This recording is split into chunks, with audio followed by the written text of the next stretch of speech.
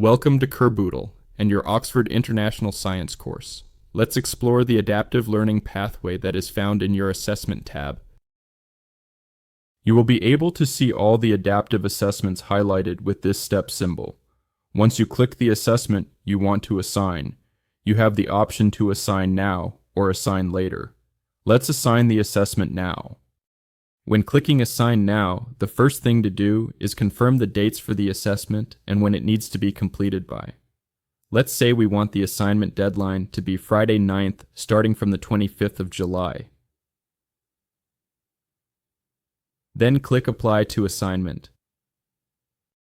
Now confirm who will be taking the assessment in the Set Students section. This could be an entire class or an entire year group, such as Year 8. Let's assign to a specific student in Year 8. In this instance, we will assign to one student, Jessica Bonnet. Unselect all the students and then click Jessica. Again, click Apply to Assignment.